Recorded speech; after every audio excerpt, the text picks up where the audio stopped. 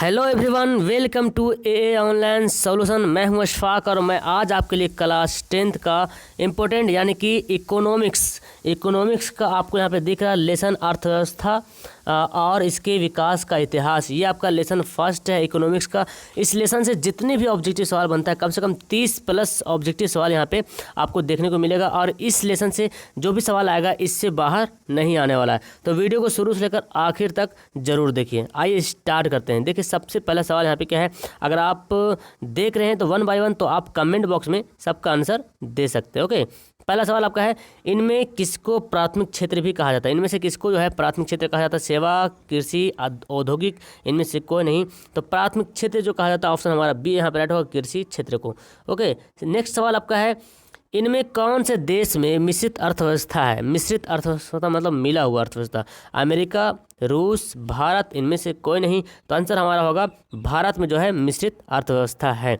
Next आपका सवाल है, भारत में योजना आयोग का गठन कब किया गया था? योजना आयोग का गठन कब किया गया था? 15 मार्च 1950, 15 सितंबर 1950, 15 अक्टूबर 1950, इनमें से कोई नहीं। तो तीसरा सवाल का आंसर यहाँ पे होगा 15 मार्च 1950 को भारत में योजना आयोग का गठन किया गया था। ओके, नेक्स्ट यहाँ चौथा सवाल है कि जिस देश का राष्ट्रीय आय अधिक होता है उस देश को क्या कहते हैं या क्या कहलाता है? अविकसित, विकसित या अर्धविकसित या इनमें से कोई नहीं। तो आपका चौथा सवाल का आंसर होगा विकसित, यानी कि राष्ट्रीय आय जो है अगर अधिक रहेगा तो उस देश को विकसित कहते हैं। जैसे अमेरिका, जापान, ये सब हो गया। इन लोग का जो है राष्ट्रीय आय काफ़ी अधिक होता है तो इसको विकसित देश भी कहते हैं जी।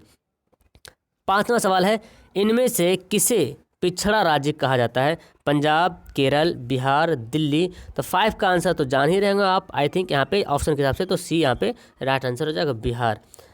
6 नंबर सवाल है, निम्नलिखित में से कौन सा विनिमय का सर्वोत्तम माध्यम है? विनिमय का मतलब होता है लेन देन। लेन का सबसे अच्छा माध्यम क्या है? वस्तु, मुद्रा, चमड़ा, इनमें से कोई नहीं।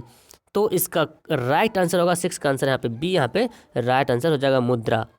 ओके, 7 नंबर सवाल देखिए, भारत में वित्तीय वर्ष कहा जाता है। बहुत ही इंपॉर्टेंट सवाल है और जो ये सवाल मैं पूछ रहा हूँ ये सवाल हर एक साल 16 में, 17 में, 18 में, 19 में। अगर आपको विश्वास नहीं है तो आप जो है क्वेश्चन बैंक ले लीजिए, उसमें भी मिलाएंगे तो सारा सवाल वहाँ पे मिलेगा इस चैप्टर से और सब इंपॉर्टेंट ही सवाल यहाँ पे कवर किया गया है। तो कोशिश कीजिए अपने कॉपी पे नोट करने के लिए, तो सबसे बेहतर रहेगा और आपको याद भी जल्दी से हो जाएगा। तो वित्तीय वर्ष जो है किसको कहा जाता है, कब से कब वित्तीय वर्ष होता है? तो 7 का आंसर यहाँ पे सी होगा, 1 अप्रैल से 31 मार्च को वित्तीय वर्ष कहा जाता है। यानी कि इसको याद रखें, 1 अप्रैल से 31 मार्च तक वित्तीय वर्ष। ओके, नेक्स्ट 8वां सवाल है, भारत में किस राज्य का प्रति व्यक्ति आय सबसे अधिक है? सबसे अधिक अगर प्रति व्यक्ति आय है तो किस राज्य में? बिहार में, चंडीगढ़ में, हरियाणा में या गोवा में? तो 8 का आंसर यहाँ पे ऑप्शन यहाँ पे डी, गोवा में जो है प्रति व्यक्ति आय जो है सबसे अधिक है।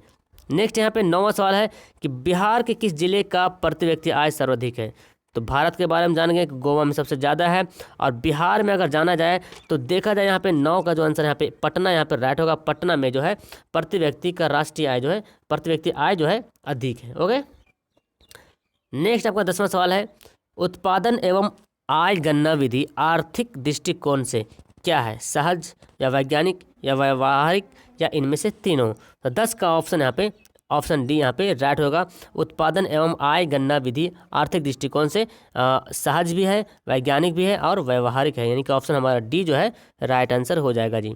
11वां सवाल आपको दिख रहा है, गैर संस्थागत वित्त प्रदान करने वाले सबसे लोकप्रिय साधन क्या है? गैर संस्थागत वित्त प्रदान करने वाले सबसे लोकप्रिय साधन क्या है? देशी बैंकर, महाजन, व्यापारी, शहरी बैंक। देशी बैंकर नहीं, देशी बैंक यहाँ पे होगा, देशी बैंक। तो 11 का जो आंसर यहाँ पे ऑप्शन यहाँ पे बी यहाँ पे राइट होगा, महाजन। ओके, महाजन इसका राइट आंसर हो जाएगा। 12वां सवाल है, इनमें से कौन संस्थागत वित्त का साधन है? संस्थागत वित्त का साधन है सेठ, साहूकार, रिश्तेदार, व्यावसायिक बैंक, महाजन। तो 12 का आंसर यहाँ पे सी यहाँ पे राइट होगा, व्यावसायिक बैंक। कौन संस्थागत अगर रहेगा तो व्यावसायिक बैंक और गैर संस्थापक रहेगा तो महाजन। ठीक है, 13 नंबर सवाल देखिए, भारत का केंद्रीय बैंक किसको कहा जाता है? बहुत इंपॉर्टेंट सवाल है और बहुत बार एग्जाम में पूछा गया, 16 में, 17 में, 18 में। तो 13 का जो आंसर यहाँ पे होगा ऑप्शन हमारा ए, रिजर्व बैंक ऑफ इंडिया, जिसको RBI बोलते हैं। इसकी स्थापना 1935 में हुई थी। ओके, और इसको बैंकों का बैंक भी कहा जाता है। 14 नंबर सवाल है जी, बिहार में कार्यरत केंद्रीय सहकारी बैंकों की संख्या कितनी है? 50, 75, 35, 25। तो 14 का आंसर यहाँ पे ऑप्शन डी यहाँ पे राइट होगा 25। तो इंपॉर्टेंट सवाल ये आपके लिए रहेगा। नेक्स्ट सवाल 15 है, दीर्घकालीन ऋण प्रदान करने वाली संस्था कौन सी है? दीर्घकालीन ऋण प्रदान करने वाली संस्था कौन सी है? तो ऑप्शन देखिए, कृषक यहाँ पे मिस्टेक लिखा हुआ है, कृषक महाजन, ओके, भूमि विकास बैंक, प्राथमिक कृषि साख समिति, इनमें से कोई नहीं। तो यहाँ पे टाइपिंग मिस्टेक हो गया, फिलहाल आप करेक्ट कर लीजिएगा। तो 15 का आंसर यहाँ पे जो होगा ऑप्शन यहाँ पे बी यहाँ पे राइट होगा, भूमि विकास बैंक। नेक्स्ट 16 सवाल देखें, भारत की वित्तीय राजधानी किस शहर को कहा जाता है? ये भी इंपॉर्टेंट सवाल है, वित्तीय राजधानी किस शहर को कहा जाता है? तो ऑप्शन हमारा क्या होगा? Mumbai is the right answer. 16 का आंसर ए यहाँ पे सही हो जाएगा। 17 नंबर सवाल देखिए जी, सहकारिता प्रांतीय सरकारों का हस्तांतरित विषय कब बनी? 1929 में, 1919 में, 1918 में, 1914 में।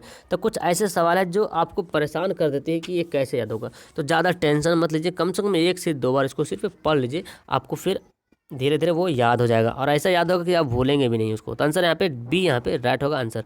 18वां सवाल है, देश में अभी कार्यरत क्षेत्र ग्रामीण बैंकों की संख्या कितनी है? तो 18 का जो आंसर होगा ऑप्शन यहाँ पे डी 196 जो है कार्यरत क्षेत्र ग्रामीण बैंक यहाँ पे पूरा देश में, यानी कि हिंदुस्तान में, भारत में।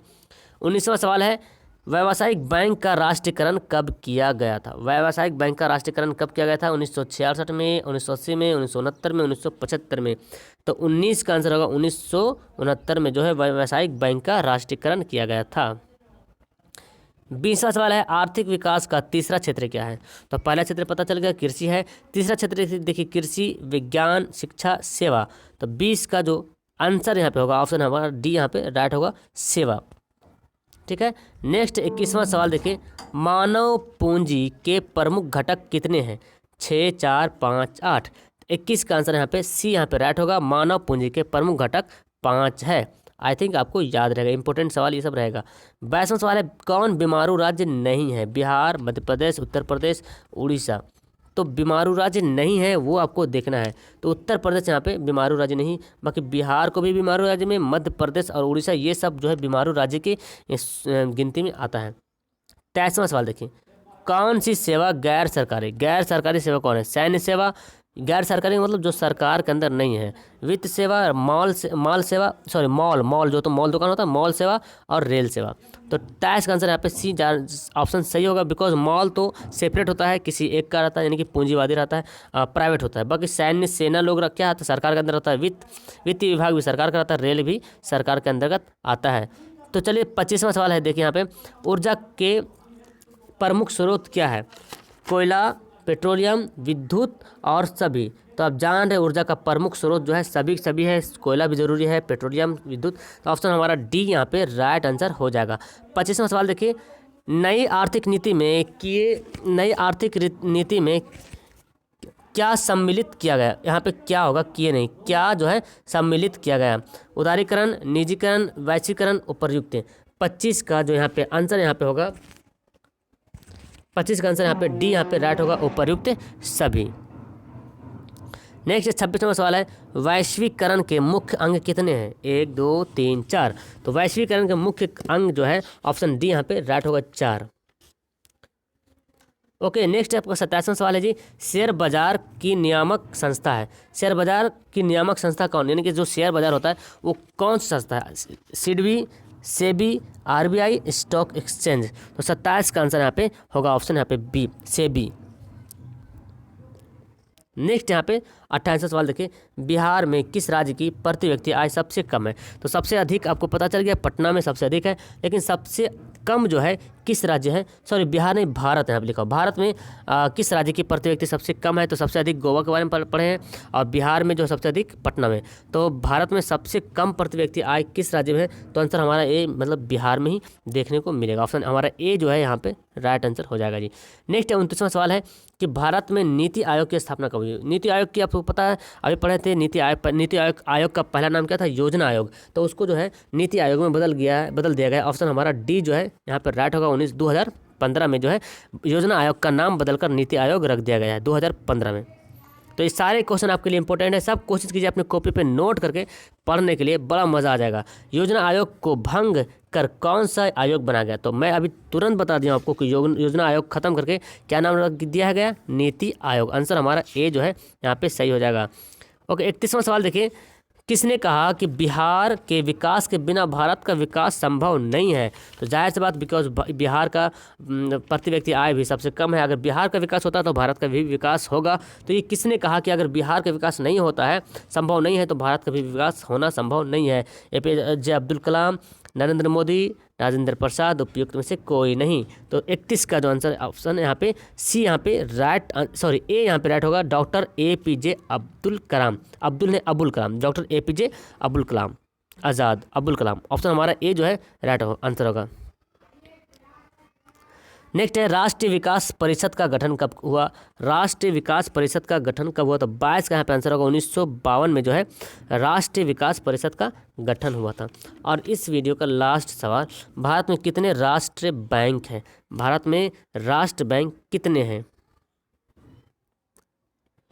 तो इस सवाल का आंसर यहाँ पे ऑप्शन बी यहाँ पे राइट होगा। 19 जो है भारत में राष्ट्रीय बैंक है। तो आई थिंक आपको इस वीडियो को से बहुत कुछ सीखने को मिला होगा। तो इकोनॉमिक्स का ये पहला चैप्टर है। इसी तरह धीरे धीरे सभी विषयों का चैप्टर वाइज वीडियो अपलोड किया जाएगा और रैंडमली सेट आपका प्रैक्टिस किया जा रहा है। रैंडमली आपका लाइव क्लास कराया जा रहा है 7 बजे सुबह और 7 बजे शाम को। उसमें आपका सोशल साइंस हो गया जो सारा सब्जेक्ट का मिला रहेगा, साइंस हो गया तीनों सब्जेक्ट का मिला रहेगा, मैथ हो गया, हिंदी हो गया, इंग्लिश हो गया, उर्दू हो गया, ये सब आपका धीरे धीरे जो है लाइव क्लास किया जा रहा है। और ओके, तो लाइव क्लास में आने की कोशिश कीजिए। और अगर आप मेरे से जुड़ना चाहते हैं तो टेलीग्राम नाम का एक एप्लीकेशन डाउनलोड कीजिए प्ले स्टोर से और वहाँ सर्च कीजिए AA ऑनलाइन सॉल्यूशन 2021। वहाँ पे एक ग्रुप मिलेगा, आप मेरे से जुड़ जाइए और आप वहाँ से डायरेक्ट मेरे से रब्ता कायम कर सकते हैं, बातचीत, चाहे तो आप चैटिंग भी कर सकते हैं। मेरे पास टाइम रहेगा तो I will help you. Okay, और चैनल पर नए आए हैं तो जल्दी से सब्सक्राइब करके बेल आइकन को दबा दीजिए और लाइक भी कर दीजिए। ओके, तो मिलता हूँ मैं आपको नेक्स्ट वीडियो में। That's all, thank you everyone.